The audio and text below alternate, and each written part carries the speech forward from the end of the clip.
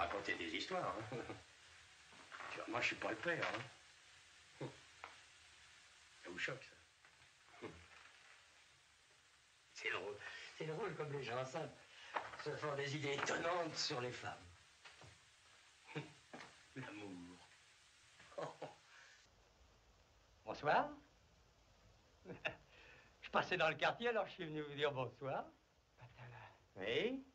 Vous n'êtes donc pas mort? Eh bien, j'en ai pas l'air, dites donc. Hein. C'est la vie, c'est une question d'habitude. On s'y fait. Et vous, ça va? Qu'est-ce qui se passe? Ah, c'est mon costume? C'est mon costume qui vous choque? Moi, je trouve ça sérieux. Hein? Ça fait pas sérieux? Vous voulez une cigarette? Une innocente cigarette? Vous n'êtes pas mort. Ah, vous vous répétez? C'est du surmenage, ça. Alors, faut prendre des sels flaconnés. Ça vous fera du bien. C'est excellent. Ma parole.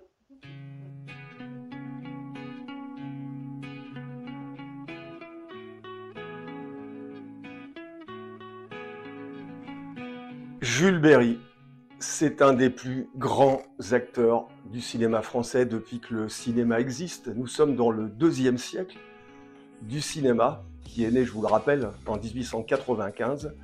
Et Jules Berry, lui, est mort en 1951. Donc là, on parle d'un acteur qui est mort il y a bien longtemps, mais dont le souvenir, sa légende, repose plus sur son jeu d'acteur que sur les grands films qu'il a fait. Il n'a pas fait énormément de grands films. On va dire qu'il en a fait 3 qui sont Le crime de Monsieur Lange, Le jour se lève et Les visiteurs du soir.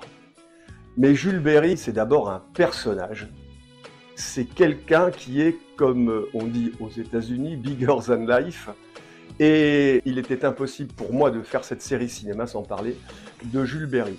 On va suivre un peu chronologiquement sa carrière. Mais vous avez vu dans ce générique très court, on a vu un extrait du jour se lève. Et je voudrais qu'on revoie cette fois l'extrait en entier de ce film de Marcel Carné, Jacques Prévert. D'ailleurs, à propos de ce film, il faut souligner que Le jour se lève, qui est sorti en 1939, bon, la carrière du film a été écourtée par la déclaration de guerre, mais c'est un film qui a marqué l'histoire du cinéma parce que c'est l'un des tout premiers films, bon, il faudrait vérifier, mais je crois que c'est le premier, où on a eu recours au retour en arrière, au flashback. Alors que curieusement, on attribue l'invention un peu du flashback à Orson Welles dans Citizen Kane qui sort en 1940. Non, c'est une invention française. Le film a eu un succès un peu mitigé quand il est sorti parce que les spectateurs n'étaient pas du tout habitués à ces flashbacks. Et je vous propose de retrouver une des grandes scènes de ce film, Jean Gabin, Jules Berry et Arletty. Le jour se lève.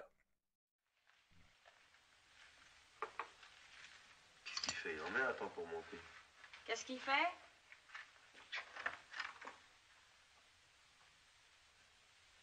Eh ben, c'est du joli. Et oui. J'écoute aux portes. Oh. Mais je n'ai pas de préjugés. Ça vous choque? D'ailleurs, ces tidouilles, ce sont les gens qui ont l'air le plus francs, qui ont précisément horreur qu'on écoute aux portes. C'est donc qu'ils ont quelque chose à cacher. L'écoute pas. Si tu commences à l'écouter, tu n'auras jamais fini. Il est licencié en philosophie. Mais j'ai toujours été très intelligent. C'est ma faute. Je ne vous gêne pas trop, non? Parce que je vous vois si bien ensemble, tous les deux. Et ça réchauffe le cœur de voir un bonheur nouveau. Quand tu auras fini de parler entre guillemets, tu me le diras. Qu'est-ce que tu viens faire ici? C'est vrai, je reviens comme un revenant. Jean Gabin a raconté que quand il a tourné Le jour se lève avec Jules Berry comme partenaire, et Dieu sait que Jean Gabin, c'était quand même déjà certainement la plus grande star du cinéma français, il a raconté que quand il jouait avec Jules Berry, il avait du mal à se concentrer parce qu'au lieu de jouer, il regardait jouer Jules Berry. C'est quand même un bel hommage. Jules Berry, quand même, il faut le dire, c'est quelqu'un qui a fait l'essentiel de sa carrière au théâtre. C'est un acteur qui vient du théâtre. Jules Berry rencontre un succès énorme sur les planches. Il est l'un des rois du boulevard à Paris. Et c'est là justement où il apprend, je pense, son métier. Jean-Paul Belmondo, par exemple. On connaît Jean-Paul Belmondo, Tagadak Boum Boum, faisant beaucoup de gestes avec ses mains, d'ailleurs comme moi en ce moment, avec moins de talent. Eh bien, Jean-Paul Belmondo a expliqué plusieurs fois que, oui, il s'était inspiré de la gestuelle de Jules Berry pour créer aussi son personnage de Bébel. Il savait rendre hommage et rendre à César ce qui lui appartenait. Jules Berry, il a commencé sa carrière au cinéma en ayant des premiers rôles vraiment sur le tard. Il a commencé d'ailleurs à faire ses premiers films à l'époque du muet. Et donc, Jules Berry, j'avais dit dans la bande-annonce ébouriffant, époustouflant pour parodier Roberto Benigni quand il reçoit sa Palme d'Or à Cannes. Mais oui, Jules Berry, il en fait des tonnes, il en fait des caisses, mais c'est Jules Berry et donc ça passe. On est au-delà du cabotinage, parce que le cabotinage, je crois malheureusement que dans le cinéma français d'aujourd'hui, en matière de cabot, on a vraiment ce qu'il faut avec des acteurs qui font toujours la même chose. Je pense que pour faire toujours la même chose, il faut avoir un peu de génie. C'est ce qui manque, je crois, à beaucoup d'acteurs français aujourd'hui. Jules Berry, il a ce génie, parce qu'il joue à l'écran des personnages qui sont très proches de lui dans sa vie. Et vous allez voir dans les extraits que je vais vous passer, il est presque toujours habillé pareil, très élégant, souvent en frac, mais il y a cette touche de génie en plus, qui fait qu'on est complètement embarqué, qu'on est séduit par son jeu. Et je pense que pour arriver à ce stade-là, oui, il y a quelque chose qui ne s'apprend pas, et il n'y a qu'un Jules Berry. Je vous propose maintenant de regarder un deuxième extrait, c'est un des grands films de Jules Berry, bien sûr, Le Crime de Monsieur Lange, qui est sorti en 1935. C'est, on peut le dire, le premier grand film de Jules Berry, après une succession de films vraiment très très moyens, mais je vais vous expliquer pourquoi les films qu'il tournait avant étaient très très moyens. Pour l'instant, regardons un extrait du Crime de Monsieur Lange. Alors, monsieur Baigneur, quel bon vent vous amène? Je suis extrêmement mécontent. Et ces messieurs des établissements flaconnais sont furieux. Ils vont jusqu'à dire que vous nous avez filouté, monsieur Matala. Comment? Filouté, c'est le mot exact qui a été employé. Enfin, je sais pas, de quoi vous plaignez-vous? Mais enfin, nous vous avons avancé une certaine somme. Or, aucun de ces ouvrages n'a paru. Vous avouerez, monsieur, que le mot filouterie s'impose. Écoutez, monsieur Baigneur, filouterie tout de même, soyez, il y a une question de retard, ça c'est évident. Voulez-vous me répéter? Tu vas te tenir tranquille, Daisy. Mais c'est charmant, elle ne me gêne pas. C'est adorable. Ah, monsieur Baigneur, permettez-moi de vous présenter monsieur Lange. Monsieur Lange, monsieur Baigneur. Excusez-la, monsieur, c'est une véritable enfant. Oui, elle est charmante. Très tranquille. Voilà, monsieur Lange, j'ai tenu à vous présenter à monsieur Baigneur.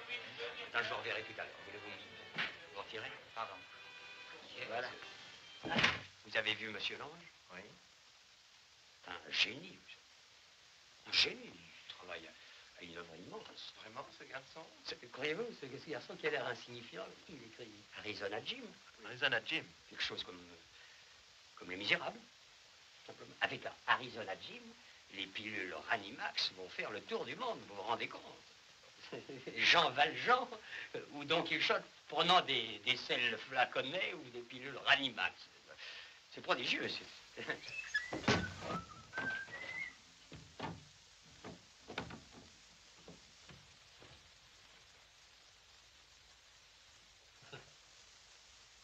Bonsoir. Je passais dans le quartier, alors je suis venu vous dire bonsoir. Oui? Vous n'êtes donc pas mort? Eh ben, j'en ai pas l'air, dites donc. Hein? C'est la vie, c'est une question d'habitude. On s'y fait. Et vous, ça va? Ben, que les affaires marchent bien. Hein? Tant mieux, mon vieux, tant mieux. Qu'est-ce qui se passe? Ah, c'est mon costume. C'est mon costume qui vous choque? Je trouve ça sérieux. Hein? Ça fait pas sérieux, ça? Ça. Oh, mais vous avez mauvaise mine, mon petit gars. Oh là là. Oh, vous êtes fatigué. Asseyez-vous. Vous voulez une cigarette? Une innocente cigarette? Vous n'êtes pas mort.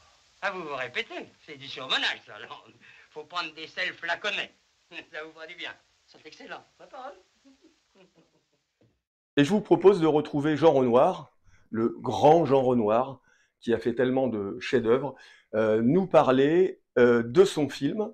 Les dialogues, d'ailleurs, je crois que c'est la seule collaboration que Jean Renoir a eue avec Jacques Prévert, sont écrits par Jacques Prévert, justement, et Jean Renoir nous parle de cette part d'improvisation qu'il y a dans tous les films. Bon, c'est sur le plateau qu'on va voir comment les choses vont se dérouler, et aussi comment les acteurs, parce que c'est les acteurs, comme disait Jean Gabin, ce sont les acteurs qui font tout, c'est eux qui portent le texte, c'est eux qui sont à l'image. Une fois que l'acteur est devant la caméra, je dirais que tout le reste s'efface, tout le reste s'évapore, c'est de la préparation, presque. Et Jules Berry, c'est quelqu'un... Bon, il faut savoir que Jules Berry n'aimait pas trop apprendre son texte. Et écoutez Jean Renoir. J'ai demandé à Prévert de bien vouloir rester avec moi sur le plateau tous les jours. Prévert a été très gentil, il a accepté, il n'aime pas beaucoup se lever tôt, mais néanmoins il venait. Et il a assisté avec moi à toutes les phases de la prise de vue. Et beaucoup des mots du film, donc quelques-uns sont extrêmement brillants, ont été trouvés grâce à cette collaboration et grâce à cette improvisation. Par exemple, il y en a un, c'est lorsque Jules Berry, qui est habillé en prêtre, revient dans la maison qu'il a fondée et trouve Lefebvre installé à sa place, et que Lefebvre dit « Si je vous tuais, eh bien, qui vous regretterait ?» Et ce prêtre, Jules Berry en prêtre, répond « Mais les femmes, mon cher !» Moi, je le dis très mal, alors c'est pas très amusant, mais lorsque Jules Berry le dit, je crois que c'est assez remarquable. Et bien ça, c'est de l'improvisation. C'est en parlant, Prévert et moi, que brusquement, Prévert a eu cette idée, un éclair qui est sorti comme ça. Eh bien, Jean Renoir nous a parlé de cette part d'improvisation dans cette fameuse scène que je vous propose de regarder tout de suite. Vous savez que j'ai l'intention de revenir ici. Non, non, c'est pas possible. Comment c'est pas possible? Pourquoi? Je suis chez moi ici, moi. Je suis chez moi. Dites ce que vous voulez. Vous savez, mon cher Lange, c'est très émouvant pour moi de me retrouver dans cette maison que j'ai créée au prix de tant d'efforts. Vous savez, mon fils, on a beau dire, mais c'est quelque chose, le travail. Alors voilà, c'est dites combien? Comment combien? Mais tout, mon ange, je veux tout, tout est à moi. Tenez, tenez. Ah, 1200 francs? 1200, c'est pour mes pauvres. Je vous remercie. D'ailleurs, un prêtre n'a pas de besoin, mais il a des charges. Alors, dans quel temps je vais revenir ici, je vais m'installer, puis avec les 200 000 francs, nous dédommagerons Meunier, nous allons éditer Javert, ça va être une chose formidable. Mais c'est impossible, le personnel, enfin la coopérative. Quoi, vous allez m'attendrir avec les meubles, mon vieux. Le personnel, la coopérative, mais je m'en fous. Les coopératives. Mais qu'est-ce que c'est que ça, les coopératives? C'est dérisoire, mon vieux, c'est de la foutaise. C'est la pagaille, je te jure. Tout le monde dirige.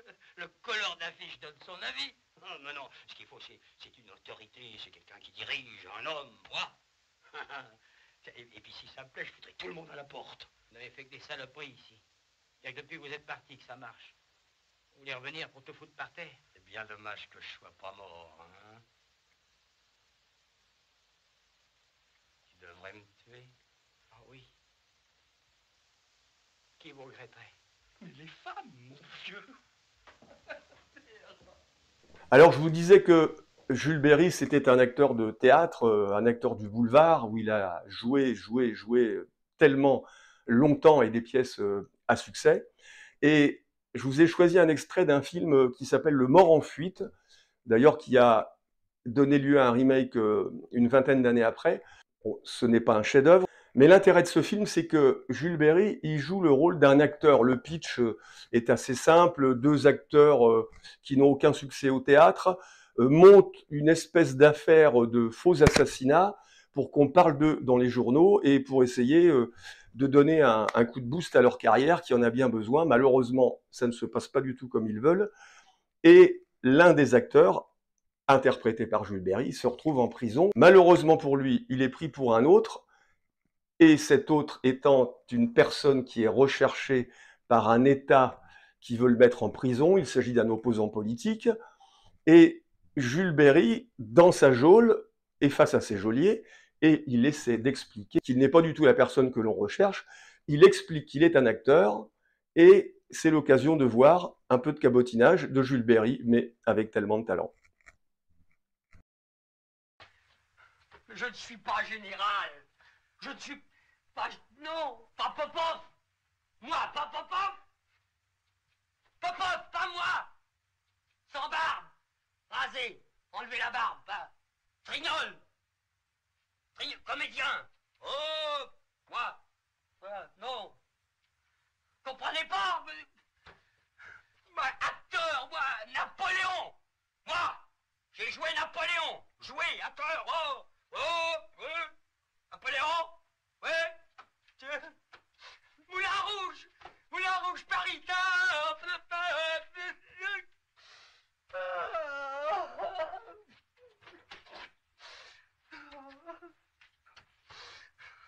Je suis jeune, il est vrai, mais aux âmes bien nées, la valeur n'attend pas le nombre des années.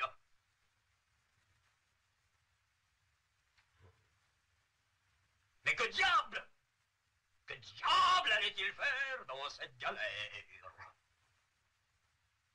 Comédien, acteur. Et samedi 26, 1 heure avant dîner, Monsieur de Bergerac est mort, assassiné.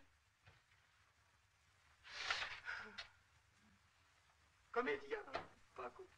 Jules Berry a joué beaucoup de comédies, et cette année 1936, il en joue une autre qui n'a pas laissé un souvenir inoubliable, mais je voulais vous en passer un extrait parce que ça s'appelle Aventure à Paris.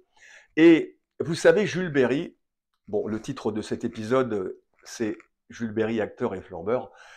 Jules Berry, c'est quelqu'un qui avait une passion dévastatrice, c'était le jeu, que ce soit les casinos ou les courses. Et pour lui, le cinéma, c'était un moyen de gagner de l'argent. Ce n'était pas un acteur qui se prenait la tête, pourrait-on dire, et qui cherchait à tourner avec des grands metteurs en scène et à laisser un souvenir inoubliable, et pourtant il y a réussi. Et donc, il jouait de façon compulsive, et je crois que beaucoup de réalisateurs, d'ailleurs, en fait, se sont servis de sa personnalité dans certains films, où en fait, il joue le personnage de Jules Berry. Et dans Aventure à Paris, vous allez voir, bon, c'est quelqu'un qui court après l'argent. Il ramène une de ses maîtresses dans son appartement. Malheureusement, on est en train de saisir ses meubles. Voici la scène. Jules Berry dans Aventure à Paris. Ah, monsieur le Vasseur, il était temps que vous rentrez parce que... Oui, tout à l'heure. Hein, vous allez régler dans mon chauffeur. Est-ce qu'il n'y a pas de monnaie? Non. C'est... Hein? Comment non? Non. À quoi ça sert un concierge?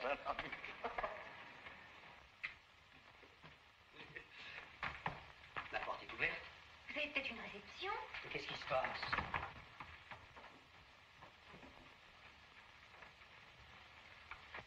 Et qu'est-ce que vous faites là, vous? Hein? Eh ben, quoi? Vous voyez? On enlève le meuble. Dépêchez-vous, voyons, dépêchez-vous! Mais comment? Dépêchez-vous, mais qu'est-ce qui se permet? Oh, maître Corneille, comment vous portez-vous? C'est vous? Mais qu'est-ce que ça signifie? C'est une plaisanterie, c'est une blague. Mais monsieur le Vasseur, vous savez bien. Quoi? Vous avez été prévenu. Quoi non? Comment asseyez-vous, je vous en prie, mais tout ça va s'arranger très bien, mais oui. Prévenu, mais prévenu par qui? Par moi. Par vous? Par toutes les sommations que je vous ai signifiées. Vous les avez bien eues. Oh, mais je suis pas fou, mon vieux. Qu'est-ce que vous en avez fait, alors? Est-ce qu'on fait des sommations par le pot? Vous avez eu tort. Ah, d'ailleurs, je vous ai accordé tous les délais possibles, mais maintenant on vous a saisi et on vous vend. On me vend? Ah, non, dis donc, pas vous, vous-même. Faudrait peut-être mieux que je vous laisse. Non, mais je vous en prie. Nous allons trouver un petit coin tranquillement, pardon. Vous n'allez pas me laisser au moment le plus critique de mon existence, voyez. Voyez, mais on me vend le jour où j'envoie chez moi la femme la plus ravissante de Paris. Oui, oh, asseyez-vous. Le petit coin tranquille devant les... C'est quand je vous disais qu'il était urgent que vous voyez mon installation. Oh, c'est ravissant, mais il faudrait mieux que je m'en aille. Non, vous n'allez pas faire ça. Vous allez prendre un porto. Hein? Après, tiens, on déménage le bar. Qu'est-ce que c'est? Vous à 2 portos. Nous en prendre un porto tous les deux. Où sont les verres? Maître, qu'avez-vous fait de les verres? Oh, les voilà. Vous n'êtes pas invité. Ils sont saisis. Oui, saisis. Hein? Saisis. Bien.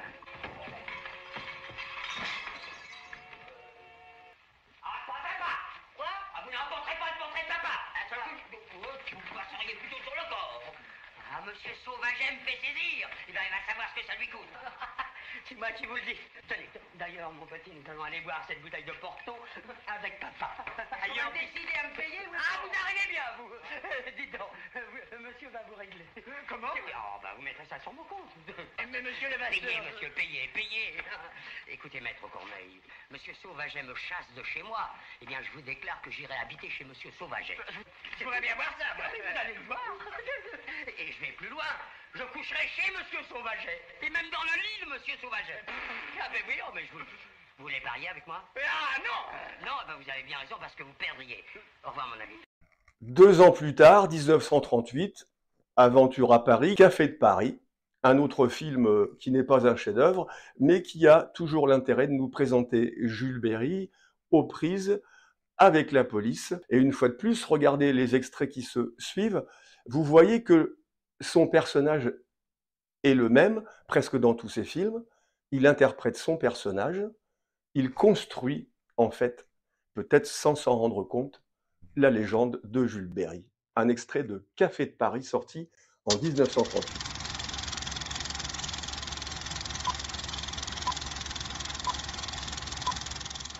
Excusez-moi, monsieur. Je suis commissaire de police du quartier. Enchanté, monsieur. Vous étiez tout à l'heure avec une dame. Alors? Oui. Et qu'est-elle devenue, cette dame? Elle est partie. Eh oui. Mais pourquoi est-elle partie? Elle est partie parce qu'elle avait décidé de partir. Non. Comment non? Si? Je suis commissaire de police. Et vous me l'avez dit. D'abord, comment vous appelez-vous? Ah, c'est un interrogatoire. Comment vous appelez-vous? Fleury Louis. Profession? Sans profession. Ah, longtemps. Oui. Et vos moyens d'existence? Une errante. Vous avez des revenus? Non. Mais je ne vole personne, monsieur. Mais encore? Les affaires? Oui. Écoutez, monsieur le commissaire, vous avez beau être commissaire de police, mais jamais personne ne s'est plaint de moi. Oui, nous verrons. Et je crois que nous n'aurons jamais affaire ensemble. Nous verrons ça plus tard. Oh, c'est tout vu, non? Si. Pour l'instant, quelle était la dame qui était avec vous tout à l'heure? Oh. Non, mais vous pouvez me dire son nom. Ça restera entre nous. Écoutez, je vais vous faire un aveu. Ah, enfin. Je ne connais pas le nom de cette dame. Amusant. N'est-ce pas? Oui. Mais je vous supposais plus fort que ça. Mais c'est demandé, patron. Oui. Dites donc, Bélanger. Allez au domicile de Lambert. Hein? Allez-y rapidement. Je vous ai noté mes instructions. Bien, patron. Allez, filez. Vraiment? Vous ne connaissez pas le nom de cette dame qui a disparu aussitôt après l'assassinat? Je vous donne ma parole d'honneur. Les paroles d'honneur à nous autres de la police, vous savez. Et il y a un film que vraiment je voulais vous passer un extrait, c'est la scène de fin. J'ai découvert ce film tout à fait par hasard au Ciné-Club à la télévision, il date de 1939. Il s'appelle Derrière la façade. C'est un film vraiment très intéressant. Je vous conseille de le regarder. Derrière la façade raconte l'histoire d'un crime dans un immeuble et les enquêteurs vont aller d'appartement en appartement et ils vont découvrir plusieurs personnages. Et parmi ces personnages, il y a un cambrioleur, un escroc, mais avec tellement d'élégance, de talent, d'humour et de génie, c'est Jules Berry. Il se trouve suspecté pendant cette enquête, mais il n'y est pour rien. Et vous allez voir cette dernière scène où on lui enlève les bracelets et il n'y a que Jules Berry pour interpréter ce genre de scène. Regardez cet extrait de Derrière la façade, un film de 1939. Dites donc, comme ça va faire une histoire de tous les diables et une publicité à tout casser, il ne faut pas dire à la presse que c'est moi qui ai découvert l'assassin. Il faut dire que c'est nous. Non, vous allez dire ça aux journalistes. Pourquoi? À ma place, vous feriez la même chose? Ah non? Ah, oui, évidemment, je ferai exactement la même chose. Ben voyons. J'aime beaucoup votre histoire. C'est vrai? Malheureusement, elle finit mal. Hein? Vous m'êtes très sympathique. Merci. Amour. Que de fautes on commet en ton nom. Je ne regrette pas ce que j'ai fait. Malheureusement, pour les honnêtes gens, je suis un voleur. C'est la loi. Les lois. Ah, ils me font rigoler avec les lois. Il n'y a rien de plus inhumain. Ben, prenez dans ma poche, là. Fouillez à ma poche. Allez, prenez une liasse de billets de 1000. Je vais en compter 4. Mais faites ce que je vous dis, alors. Ah oui, mais alors, c'est un emprunt. Bah, bien sûr. Et je m'engage à vous les rembourser intégralement. Oui, je me fous que moi j'ai gagné au baccarat. Vous allez remettre ça dans la caisse, et puis ni vu ni connu, vous restez un honnête homme. Vénard. Oh, ce que vous êtes chic, alors. Ah, ok. Bonsoir, monsieur. Bonsoir. Vous venez pour prendre livraison? Je vous accompagnerai à la banque. On arrangera ça. Merci. Allez, enlevez-leur les menottes. Ah, vous auriez pu faire un bravo homme, Alfredo, si vous aviez voulu. Ça ne s'est pas trouvé. Merci. Mais pardon, mais c'est un bandit. On devrait le garder. Bah, on le rattrapera plus tard, allez. Il n'y a rien de perdu. Trop aimable. Voilà, au concert. Justement, j'ai un cheval qui court cet après-midi à Longchamp. Bonsoir, messieurs. Vous avez un cheval qui court? Oui, je vous conseille de le jouer. C'est un tocard, il part mal, mais quand il veut, il a toujours le dernier mot. Comment s'appelle-t-il? Justice.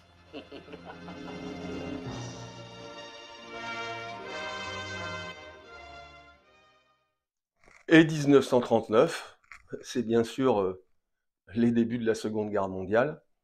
La France va être tranquille jusqu'en juin 40, la drôle de guerre, une drôle d'époque. Et c'est l'année de la sortie du Jour se lève, l'un des plus grands films de l'histoire du cinéma français. Et je vous propose de regarder une interview de Marcel Carné. C'est une interview qui a été réalisée 30 ans plus tard. Et dans cette interview, Marcel Carné nous parle de Jules Berry et des problèmes que pouvait causer Jules Berry, ou pas, sur certains tournages. Écoutez Marcel Carné.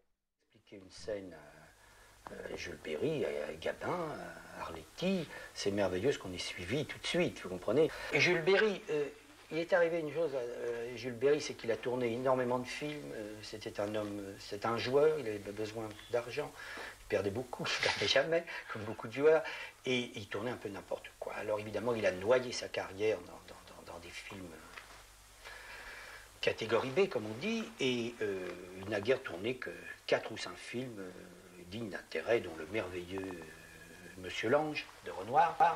Berry, il est certain que quand on pouvait, comme dans Le Jour se lève, on pouvait avoir Berry entièrement à sa disposition quand il ne tournait pas, parce qu'il lui arrivait de tourner 2-3 films en même temps, il ne savait jamais son texte, il improvisait, enfin c'était assez terrible. Dans Le Jour se lève, il était, je peux dire, raisonnable, et ça a été vraiment merveilleux. Au contraire des Visiteurs du soir, où il tournait 3 films en même temps, et là, alors, c'était plus difficile. Mais c'était un homme, vraiment, moi, je peux presque parler de génie à propos de Berry. Et je vous propose de regarder un nouvel extrait du Jour se lève, parce que peut-on imaginer Le Jour se lève sans Gabin, Arletty et Jules Berry? C'est un pur chef-d'œuvre. Personnellement, je l'ai vu des dizaines de fois. Si vous ne l'avez pas vu, regardez-le de toute urgence. Alors, pour vous donner l'envie de le voir, si vous ne l'avez pas vu, voici un extrait du Jour se lève.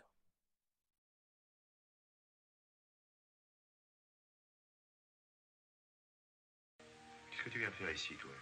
Elle a absolument que je vous parle seul à seul de Mao. Je suis monté. Fous le camp. Non.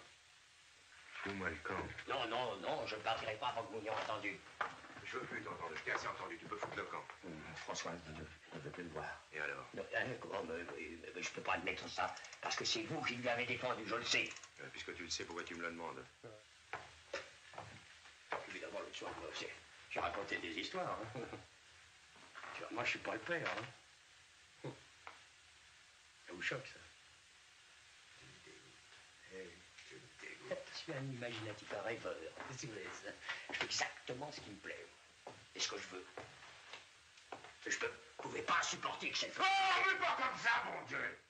On dirait un rat. Tu m'avais connu quand j'étais jeune. Tu aurais certainement eu de la sympathie pour moi. Je plaisais à tout le monde. Quand t'étais jeune, tu devais être pareil. Aussi dégueulasse que maintenant. Dégueulasse? Moi? Oh. Dégueulasse. Pourquoi pas?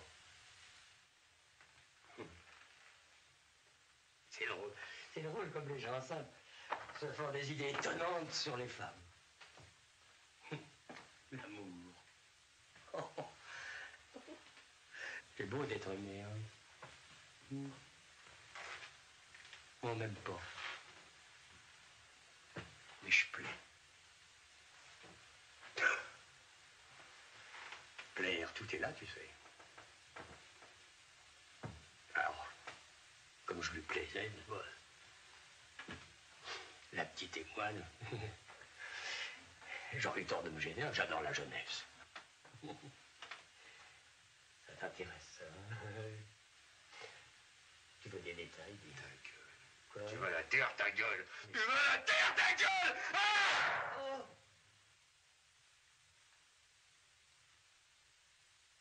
Tu viens l'avancer maintenant, hein? Et toi?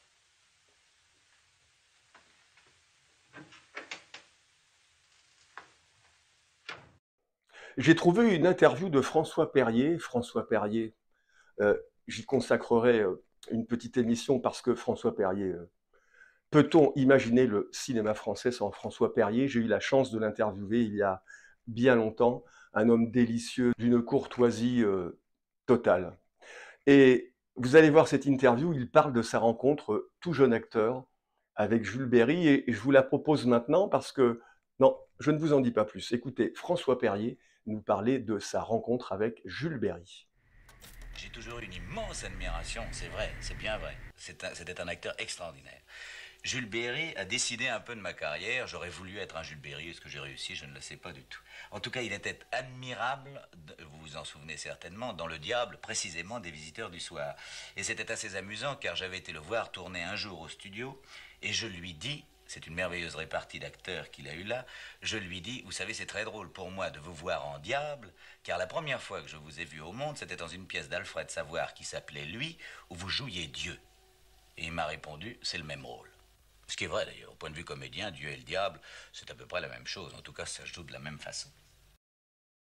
Le diable et le bon Dieu, ça fait penser à la pièce de Jean-Paul Sartre, c'est le même rôle. Eh bien, je vous propose de regarder Le Diable.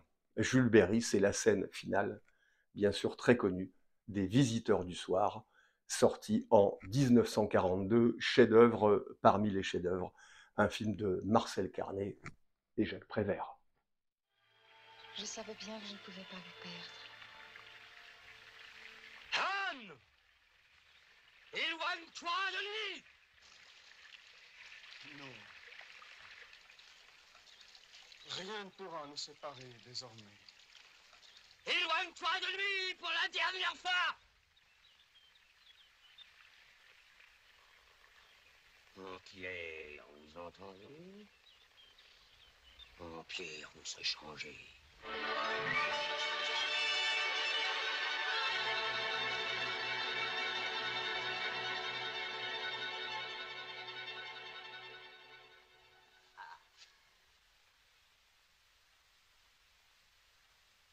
Voilà bien le silence que j'aime. Le silence de mort. Qu'est-ce que c'est? Quel esprit?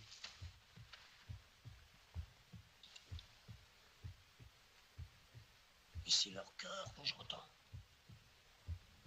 Leur cœur qui bat. Qui ne cesse de battre. Qui bat. Qui bat. Qui bat. Qui bat. Qui bat. Qui bat. Qui bat. Qui bat. Qui bat.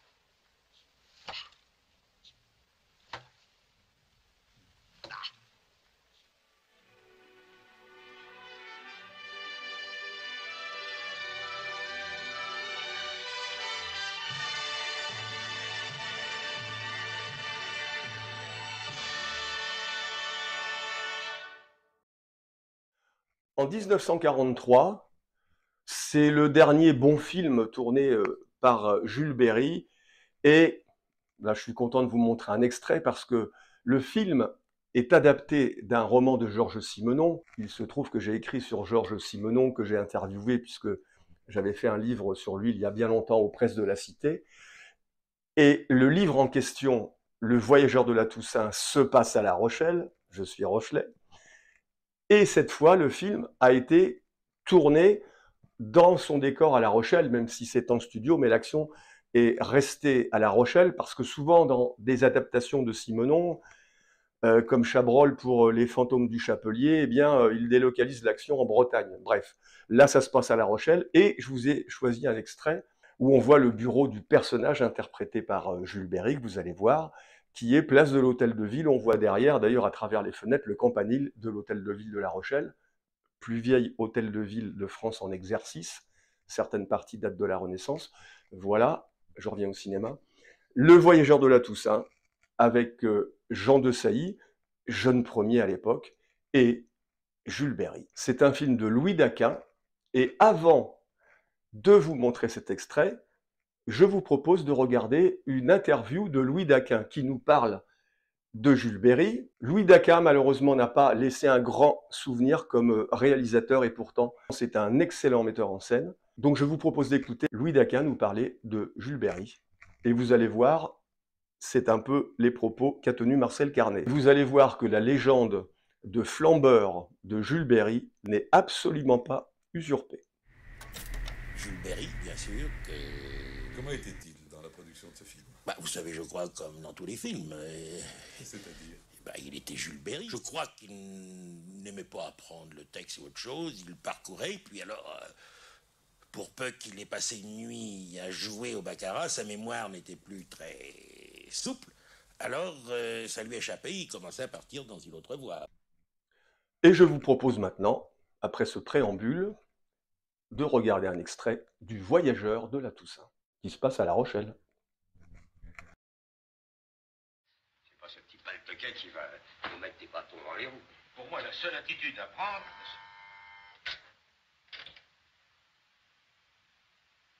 Faites-le monter. Voilà. Alors, si vous voulez passer dans la pièce à côté...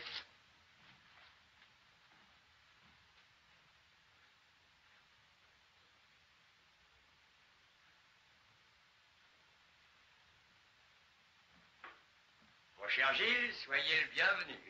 Asseyez-vous. Vous voulez une cigarette? Non, merci, je ne fume pas. Vous avez bien raison. Je suis heureux de votre visite. J'espère qu'à l'avenir, vous viendrez me voir souvent.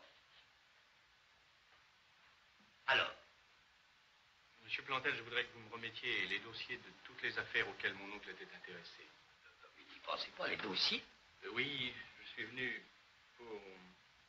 Pourquoi? Pour les emporter. Je ne demande pas mieux que de vous initier, mon petit. Je vous le répète, vous venez me voir de temps en temps, souvent même. Nous bavarderons, je vous mettrai au courant. Bon, sans vous ennuyer. Mais ne vous tracassez pas avec ces dossiers, avec ces paperasseries. Là. J'étais en train de les classer, justement. On ne s'improvise pas une affaire, vous savez. Il faut avoir une connaissance approfondie des choses et des hommes. C'est pas de votre âge, croyez-moi. Excusez-moi, mais ma décision est prise. Décision absurde, mon jeune ami. Je ne comprends pas vraiment. Vous avez 19 ans, vous êtes riche. Pouvez vous passer tous vos caprices. Et vous voulez... C'est pas ça, sens. Quand j'avais votre âge, avec quelle ardeur je découvrais la vie.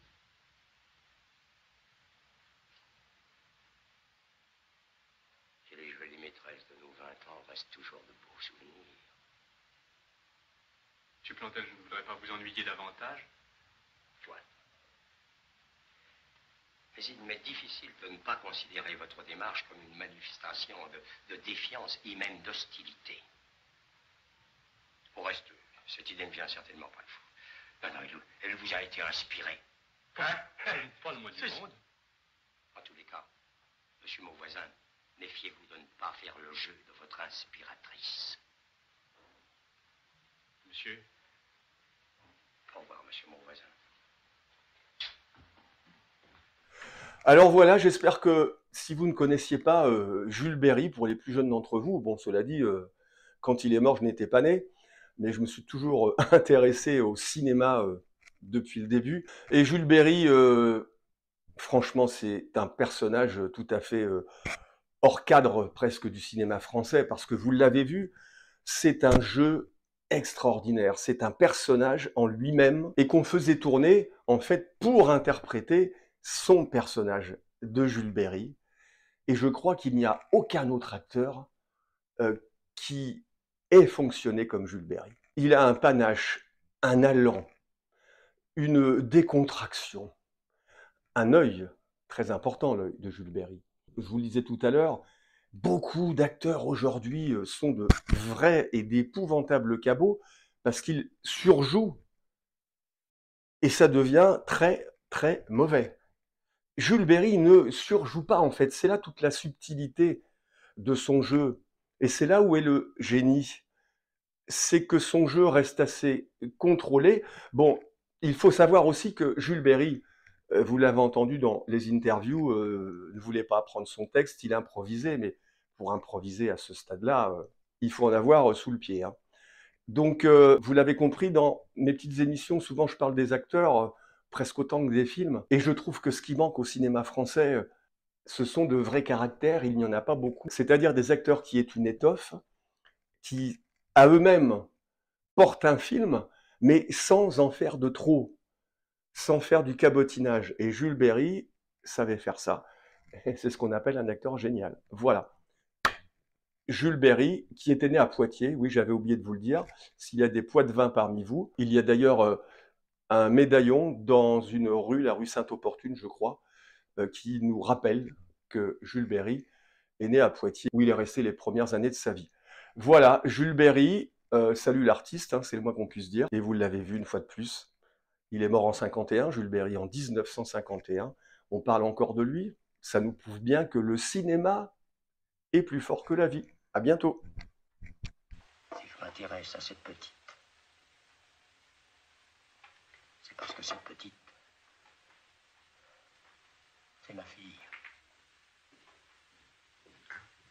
Ça peut vous paraître étrange, mais enfin, c'est un fait. Françoise est ma fille.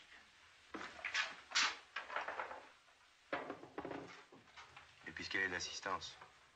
Est-ce que vous croyez que les enfants de l'assistance n'ont pas de parents? Je vais vous parler à cœur ouvert. Vous avez devant vous un pauvre homme. Ça alors c'est un monde. Un monde. C'est pas bien un grand monde. On part chacun de son côté. La terre tourne. Et on se retrouve. Ah, t'es formidable. Je te jure, il n'y a pas d'autre mot, t'es formidable. Le père, le père, le père. Ah, il est gratiné, le père. Ah, je te jure, il y a de quoi se marrer. Écoute. Moi, je vais te dire une chose. Moi aussi, je suis de l'assistance. Mais tu peux être tranquille que si mon père et ma mère revenaient pour m'apprendre le piano, je te jure que je leur dirais 2 mots. Maintenant, écoute-moi. Tu vas te lever, tu vas partir. Tu vas partir tranquillement. Te débiner. T'as compris?